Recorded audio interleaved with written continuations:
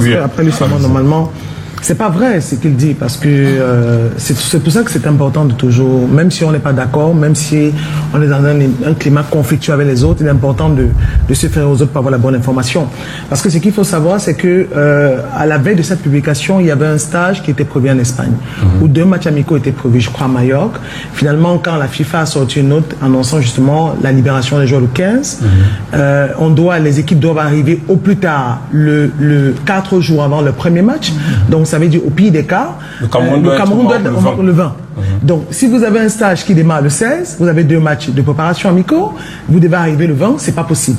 Donc la veille de la conférence, je crois avec le staff technique et la coordination des sélections nationales, ils ont donc décidé de faire le regroupement d'acclimatation au Maroc. Parce que ce qu'il faut savoir, c'est que Maroc avait prévu de le faire au Cameroun. Ce qui avait d'abord créé un scandale, parce qu'on se demandait comment faire un stage de préparation au Cameroun qui fait extrêmement chaud dans la saison sèche et c'est l'hiver de l'autre côté. Donc la fédération pouvait de le faire en Espagne, et puis maintenant l'équipe devrait gagner le Maroc. Donc aujourd'hui, ce qu'il est prévu, c'est quoi? C'est que l'équipe, que ce soit de la fédération, gagne le Maroc au plus tard le 16, les autres joueurs qui seront libérés retrouvent l'équipe, et que le stade d'acclimatation de préparation se fasse à Agadir au Maroc, et ensuite ils rentrent dans la compétition, parce que les derniers jours attendus c'est le 16, ils ont 4 jours pour se préparer et 8 jours avant le début de la rencontre. Vous êtes d'accord avec nous que ça reste des confidences entre les couloirs de la fédération? Non, ça reste pas. Non. Monsieur Mahop, d'autres peuvent faire, mais pas vous quand même, parce que vous êtes journaliste. Non, vous ne pouvez pas donner les confidences. Si vous appelez, je vous en prie. On ne nous a pas donné le programme. Si vous appelez le directeur de la communication de la Fédération camerounaise de football, Jean Maïkoussa, qui est un grand ami à vous, un frère, il vous donnera l'information. Pour avoir les informations de l'équipe de France, je vais aussi appeler le responsable de la communication. Mais si vous n'avez pas de contact, c'est pas de ma faute, je suis désolé. Ce n'est pas une affaire de contact. Je dis toutes les sélections au monde rendent public le programme de préparation. Vous connaissez, il y a un chronogramme. Vous connaissez le timing, vous connaissez le team presse de la sélection nationale, vous connaissez le directeur de la communication. Je suis désolé. Pour faire quoi? C'est grave. Le team presse est là pour rendre. C'est son boulot de rendre public l'information à la presse. De quoi? C'est son boulot. Monsieur Mahop. Mais vous aussi, ça, je le connais. C'est mon ami. C'est son boulot de rendre public l'info. Monsieur Mahop. Oui. Arrêtez de mettre les organes. Non, c'est vous qui faites une affaire de copine. Arrêtez de mettre les organes. Le responsable de la communication d'une équipe doit rendre si vous voulez avoir le programme des équipes, vous pouvez appeler. Quand vous publiez sur vos pages et dans vos reportages les 11 entrants de l'équipe sans que la publication ne se fasse par la fédération, en ce moment, ça ne vous dérange pas. Non, mais c'est la même chose. C'est tellement bizarre ce que vous faites. Vraiment, c'est la même chose. Je ne sais pas si on parle de la même chose. Non, si on parle de la même chose. Si on parle de la même chose, je suis désolé. Non, je ne sais pas. Quand ça vous on parle de la même chose. Je suis désolé. Quand vous avez des informations que les autres n'ont pas, là ça vous dérange pas. Là vous avez le numéro de On n'est pas contre le fait d'avoir des informations, mais on dit l'information doit être rendue publique, précise. On n'est pas contre le fait que certains soient avant-gardistes, qu'ils soient au parfum de l'info avant. Je ne suis pas contre le fait que vous ayez cette info. Mais je vous dis, nous sommes à une dizaine de jours de l'entrée en stage. Et quand je vous demande de contacter le directeur, vous dites c'est pas votre ami. Donc quand vous appelez, quand vous n'êtes pas accrédité, que vous appelez le directeur de la communication, là c'est votre ami. Arrêtez un moment. C'est trop flagrant ce que vous faites. Le but n'est pas de faire des amitiés. C'est pas des amitiés, monsieur. Ce n'est pas des amitiés. Je sais ce qui vous dérange. C'est pas des amitiés, monsieur. Et après, c'est pas des amitiés. Quand je vous donne, c'est pas caché ce que je vous dis. C'est pas une exclusivité. Je vous dis que non, en quoi? En vous disant quoi? Quelle équipe a l'information, c'est pas pour moi. C'est une exclusivité, vous dites que la FIFA. Attends, c'est une exclusivité, vous dites que la FIFA a décidé que le 15, les joueurs soient libérés par la club. C'est pour le peuple. C'est grave. Ici, c'est pour le peuple. Je suis désolé. Si vous en faites une affaire personnelle. Non, j'en fais pas. Vous dites l'information, c'est pour le peuple. Non, de quoi vous parlez? C'est pas pour moi. De quoi vous parlez? Vous dites que j'appelle le team. C'est quoi? Non, mais vous dites c'est pas votre ami. Qui parle d'amitié ici? C'est quoi avec? C'est quand même terrible. Georges, on revient toujours sur cette liste. Priscille, tu as fait une affaire personnelle. Non, vous n'êtes pas sérieux. Sur ce staff, vraiment, ma question est toute simple. Coordonnateur, sélectionneur, entraîneur, sélectionneur, qui fait quoi? Je vais... Non, je demande parce que hier, dans le document du COMEX, je vous contredis pas. Dans le document du COMEX, on suggère au président de la fédération d'informer. La fédération camerounaise de football a informé le ministère des Sports du changement de l'encadrement technique. Ça a été fait. Et la fédération est dans cette loi. Vous parlez maintenant de la convention. Vous savez, il y a un problème avec cette convention. Et je suis très gêné que vous l'évoquiez, monsieur M. André Mirabeau, parce qu'il y a un décret de 2014. Vous savez, la seule façon pour le président, l'une des façons pour le président de la République de s'adresser ou de prendre des décisions, c'est par décret présidentiel. Et quand tu suis les cours de première année, vous savez la façon dont on peut détruire, on peut abroger un décret présidentiel. L'Assemblée nationale, abrogation de la loi, promulgation de l'abrogation de la loi et peut-être le vote de nouvelles lois. On sait comment ça se passe.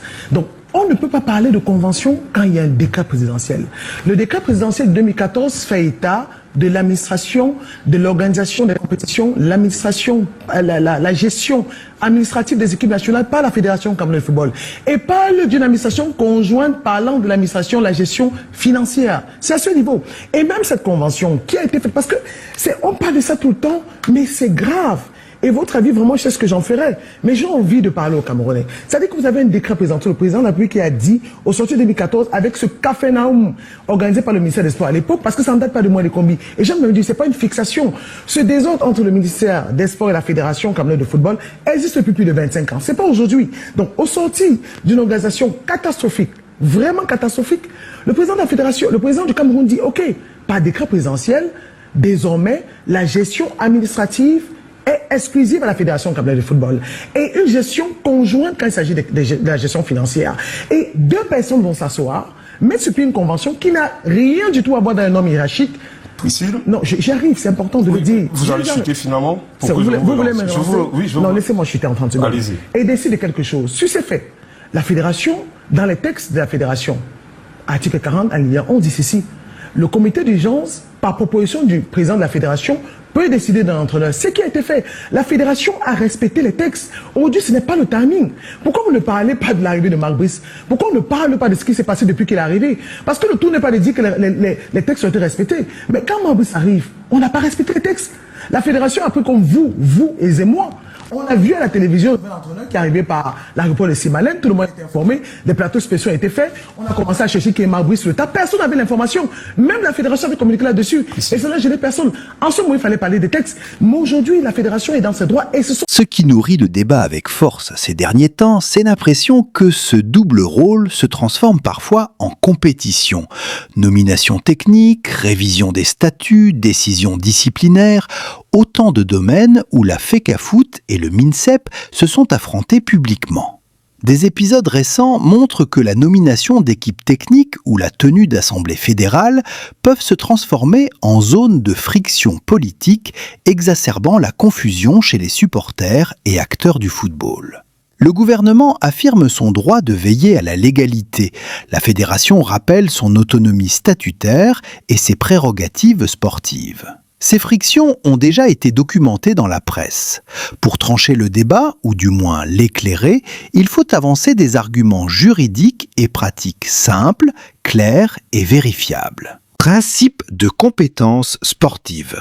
Statutairement et sportivement, la FECAFOOT est l'organe qui administre le football. Championnat, sélection nationale, règlements internes. C'est elle qui négocie avec la CAF et la FIFA et qui est responsable devant ces instances. La reconnaissance de cette compétence est la base de son existence.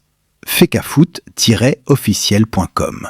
Principe de tutelle administrative. Le MINSEP conserve un rôle de tutelle et de validation. Il peut contrôler, refuser l'enregistrement d'actes si ceux-ci contreviennent à la loi nationale et rappeler les fédérations à l'ordre. Les modifications statutaires ou décisions contraires au droit public peuvent, en théorie, être soumises à validation ministérielle. C'est cet espace de tutelle qui justifie l'intervention ministérielle dans certains conflits. Principe de subsidiarité et d'efficacité.